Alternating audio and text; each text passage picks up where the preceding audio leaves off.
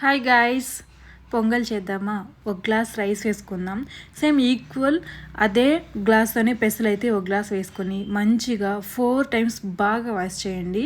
So wash చేసిన తర్వాత same అదే గ్లాస్తో మనం ఫోర్ గ్లాస్ వాటర్, పొంగల్ కాబట్టి ఇంకొక గ్లాస్ ఎక్స్ట్రా వేసుకొని దాని లోపల కొద్దిగా పసుపు వేసుకుందాం, మిరియాలు వేసుకొని 4-5 విజిల్స్ అయితే పెట్టుకుందాం. ఈలో పొంగల్కి అయితే పీనట్ చట్నీ చేయబోతున్నాండి. పీనట్ చట్నీ కూడా 2 మినిట్స్లో అయిపోతుంది. పీనట్స్ వేసుకొని పచ్చిమిర్చి వేసుకొని బాగా ఫ్రై అయిన తర్వాత దీన్ని చల్లారేకి పక్కన పెట్టుకుందాం.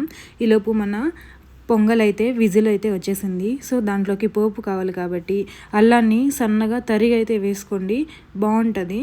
సో ఇప్పుడు మనం పొంగల్ 5 విజిల్స్ పెట్టాం కాబట్టి స్మూత్గా అయిపోతుందండి. దీన్ని మంచిగా స్మాష్ చేసుకొని సో సరిపోయినంత సాల్ట్ వేసుకొని బాగా కలుపుకుందాం. మనం చాలా నీట్గా కలిపితేనే పొంగల్ అనేది సూపర్గా వస్తుంది. సో బాగా కలిపిన తర్వాత పోపు అయితే వేసుకుందాం. నేను నెయ్యిలో పచ్చిమిర్చి, కరివేపాకు, అల్లం అయితే వేసుకొని పోపు వేసేసుకున్నాను. సో ఇప్పుడు మన పొంగల్ రెడీ, సర్వ్ చేసుకుందాం. ఫస్ట్ అయితే మా ఆయనకి ఇవ్వబోతున్నాను. మా ఆయన కోసం, మా ఆయన పొద్దున్నుంచి ఆకలికి చాలా ఎదురు చూస్తున్నారనమాట. ఈజీగా అయ్యే టిఫిన్ అయితే ఇది.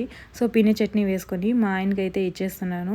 మంచి ఆకలి మీద ఉన్నారు కాబట్టి తిన్న వెంటనే సూపర్ అన్నారనమాట. నిజంగానే బాగుందండి. కావాలంటే నేను టేస్ట్ చేసి ఇప్పుడు చెప్తాను.